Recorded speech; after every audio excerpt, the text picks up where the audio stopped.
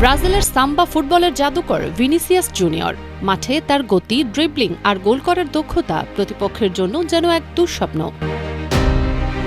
কিন্তু এবার আলোচনায় তার পারফরম্যান্স নয়, বরং ভবিষ্যৎ।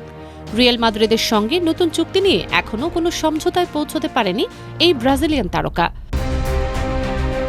আর সেই অনিশ্চয়তাকেই বড় সুযোগ হিসেবে দেখছে ইংলিশ জায়ান্ট আর্সেনাল।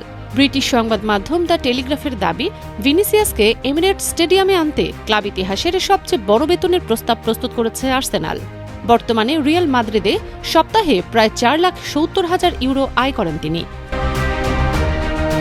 তবে লন্ডনের ক্লাবটি এর চেয়েও বেশি পারিশ্রমিক দিতে রাজি। চুক্তি সম্পন্ন হলে ভিনিসিয়াস হয়ে উঠবেন আর্সেনালের ইতিহাসের সর্বোচ্চ বেতন পাওয়া ফুটবলার।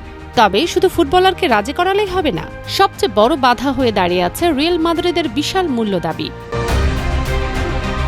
স্প্যানিশ সংবাদ মাধ্যম স্পোর্টের তথ্য অনুযায়ী ভিনিসিয়াসকে ছাড়তে অন্তত 160 মিলিয়ন ইউরো অর্থাৎ প্রায় 137 মিলিয়ন পাউন্ড চায় লস ব্লাঙ্কোস। ক্লাবটির অবস্থানও একেবারেই পরিষ্কার, এই অঙ্কের কমে কোনো আলোচনা নয়। নির্ধারিত মূল্য না পেলে তারা আলোচনার টেবিলেই বসবে না। এদিকে নতুন চুক্তি না হলে আগামী বছরের জুনে ভিনিসিয়াস ফ্রি এজেন্ট হওয়ার পথে এগোবেন। তাই এখন প্রশ্ন একটাই, রিয়াল মাদ্রিদ কি শেষ পর্যন্ত তাকে নতুন চুক্তিতে ধরে রাখতে পারবে, নাকি ইতিহাস গড়া ট্রান্সফার ফিতে ইংল্যান্ডের পথে পা বাড়াবেন ব্রাজিলিয়ান এই superstar? Farzana Mousumi, sports on 360।